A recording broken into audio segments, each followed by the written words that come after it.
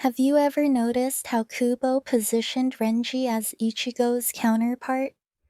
That positioning makes Renji starts to read as a character who serves a similar narrative function to Ichigo.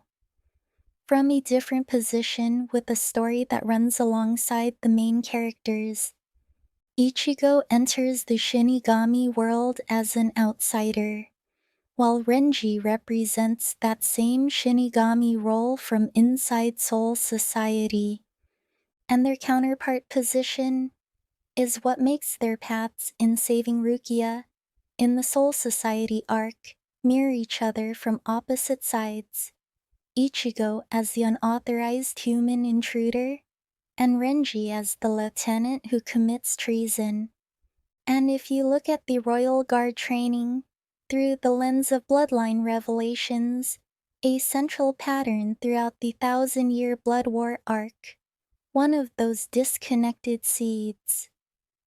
Maybe the way their broken Bankai becomes the mirror in which Kubo contrasts Ichigo's self-acceptance with Renji forcing Zabimaru to acknowledge his strength.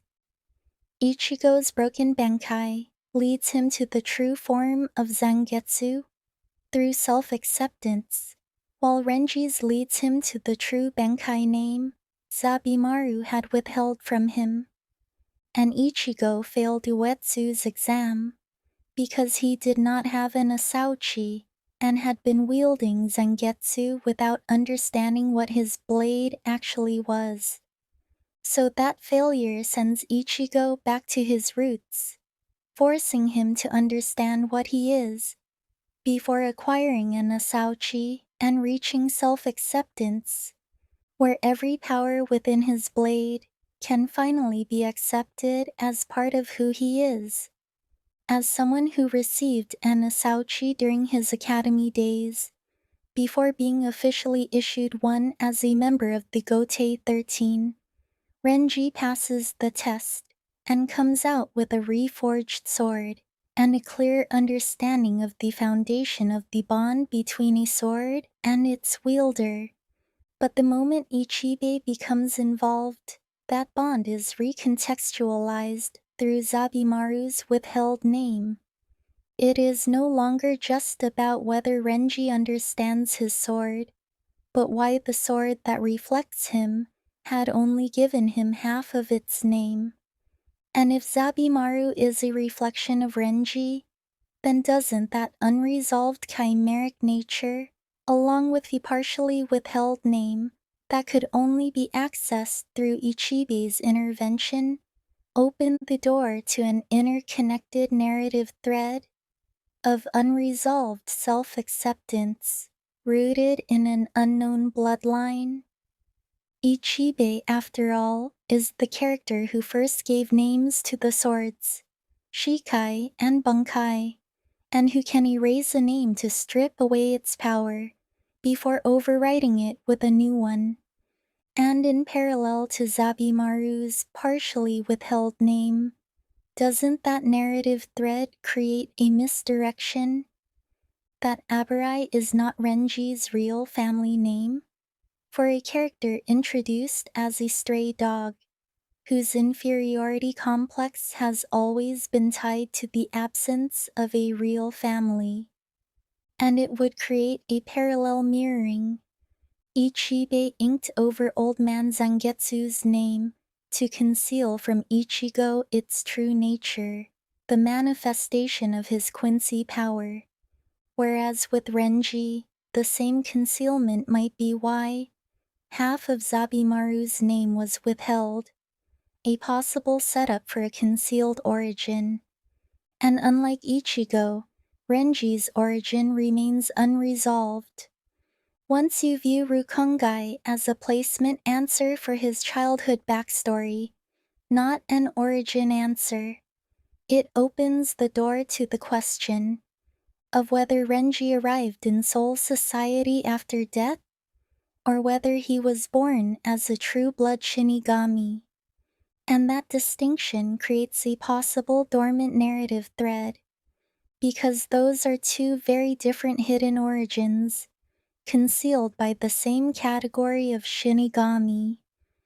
And as the protagonist, Ichigo functions as the character through whom Bleach turns each major race conflict into a personal part of his existence, which implies a dormant narrative thread linking him to Hell would continue that same pattern.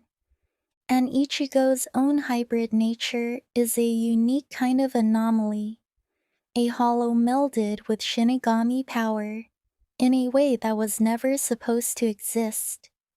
And once you trace it back to the character who tested the hollowification theory, the idea that every Shinigami is bound by the limits of their own potential, and the only way to break through is to remove the barrier between them and a hollow, is what turns his desire for transcendence into a direct experiment on that boundary. And Kubo positions Aizen as the Shinigami who focused his efforts on countless hollowification experiments, driven by the theory that removing the barrier between opposing life forms could lead to new heights and the creation of a new kind of being. And it is those experiments that led to the creation of the first hollow prototype, built from a dead Shinigami soul, with the ability to hollowify its target. And that prototype, White, begins to read as something more than a hollowification experiment the moment it makes unplanned contact with Masaki, a Quincy who was never its intended target. When Orihara intervenes, the only solution he presents is Ishin, who enters a special Gigai, becoming the conflicting existence that keeps White suppressed inside Masaki at the cost of his own Shinigami powers. That suppression holds until her death, at which point White passes to Ichigo at birth. So what began as an unplanned encounter may reveal a hidden layer of Ichigo's hybridity, a dormant narrative thread that could connect his hollow side to Hell. And because Ichigo's hybridity is tied to the races each major arc reveals, his sword situation becomes unique through White. His inner hollow was created in a way that parallels Wetsu's Asauchi, which are made from layers of Shinigami souls.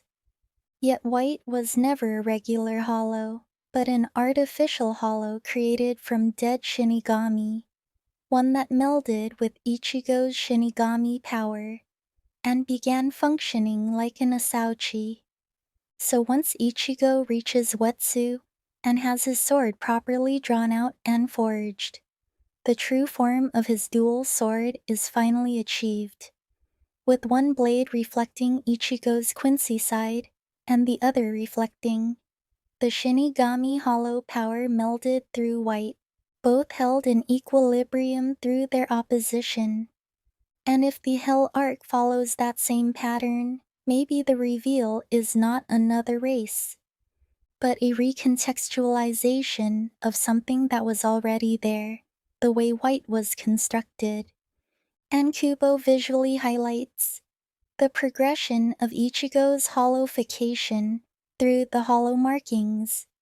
The markings that once functioned as mask-bound details now appear as remnants imprinted on the skin, turning the markings themselves into a visual manifestation of the hollow, White, melded together with Ichigo's Shinigami power, with an appearance closer to an Arrancar's design. And the moment Ichigo's hollow marking is paid off, the visual parallel Kubo planted through his counterpart, Renji, starts to recontextualize Renji's own markings, with those markings reflected even in his sword spirit, Zabimaru. Renji's markings start to appear when he joins the Shino Academy, then gradually spread over time, making them read as something tied to his bloodline, manifesting visually. Yet unlike Ichigo, whose markings are traced back to his hollow power. The origin of Renji's markings still feels deliberately withheld, and that withheld answer may start to feel like a narrative gap once you remember that Renji's history with his former captain Aizen begins much earlier than Rukia's execution. Their first encounter came through the hollow incident Aizen orchestrated during the elite class students' first trip to the world of the living for Konso, where Hisagi, their senior, was assigned as one of their instructors. And when Hisagi ordered the freshmen to fall back, Momo was the first to break that order, with Renji and Kira following after her. So what likely caught Aizen's attention was not only that they were capable of disobeying orders, but that all three would break a direct command the moment the person mattered more than the order. The kind of exploitable trait he felt he could use once they were placed under his command. Which is why, once they joined the court guard, he assigned all three to his own division, the fifth. And to Renji, that person was Rukia. By sending Rukia to the world of the living, Aizen set the first major piece of his plan into motion. That move allowed Aizen to use Renji, Byakuya's newly appointed lieutenant, to retrieve her alongside his captain. And Aizen's knowledge of Renji and Rukia's childhood bond, a bond he had already exploited, is what let him plant the seed of doubt in Renji around Rukia's sentence, turning that scene into a dual function of manipulation.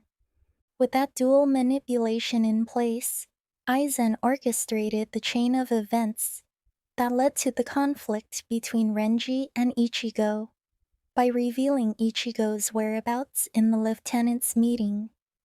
This created a situation that triggered two outcomes at once.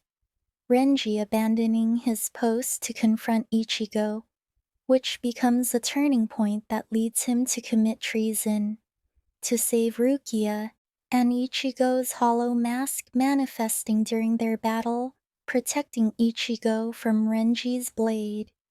In triggering it, Renji is indirectly serving Aizen by advancing the development of his research subject, Ichigo, whom Aizen has been observing, and by throwing Soul Society into chaos while staging his own death, Aizen turned it into cover for his real objective, extracting the Hogyoku embedded inside Rukia. And if Aizen orchestrated Ichigo's development, then the counterpart Kubo built into Renji would bring him under Aizen's observation too, which is why Aizen himself placing Renji into Zaraki's division, a combat-focused unit, becomes the detail worth rereading. And Aizen's interest in hollowification led him to use the Hogyoku to accelerate the evolution of hollows into Arankar, and his modifications to hollows that allow them to turn off their spiritual pressure, paralleling the ghouls of hell. Hint at a layer of Aizen's knowledge the narrative has yet to reveal. So when Kubo incorporates visual elements associated with Arankar design and Hell's visual language into Renji's character design, a bone-themed sword and markings, it starts to read as visual foreshadowing of something deliberately withheld.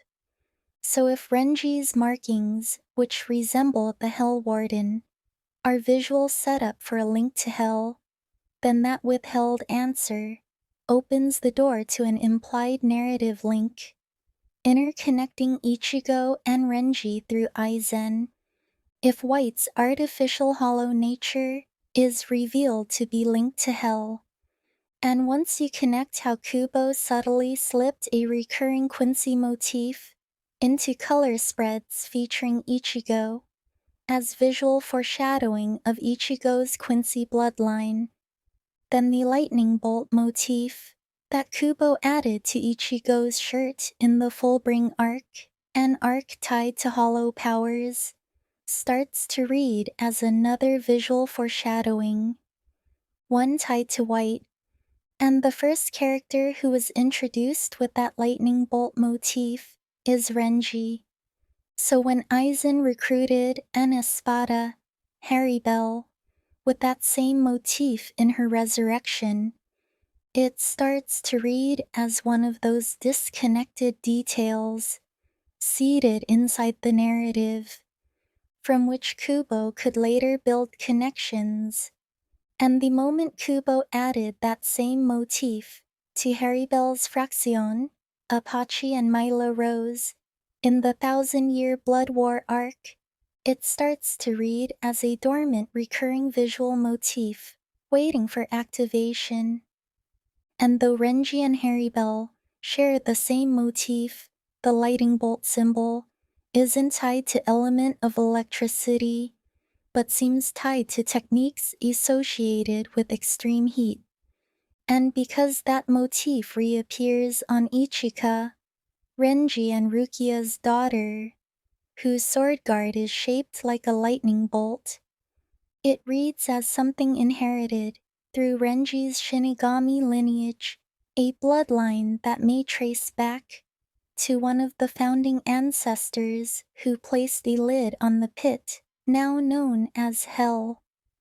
And that unresolved origin question becomes significant the moment Renji becomes the first character pierced by the Hell chain, once you connect it to the withheld final noble family linked to Hell, positioning Renji as the inner group's narrative connection to Hell, the only remaining member of the inner group without an arc. And if you look closely, Kubo draws Renji being pierced by Sayelaporo's Hell chain across 4 panels. That visual emphasis begins to read as homophonic wordplay. Once you connect the number 4 to Japanese culture, where she can mean both 4 and death.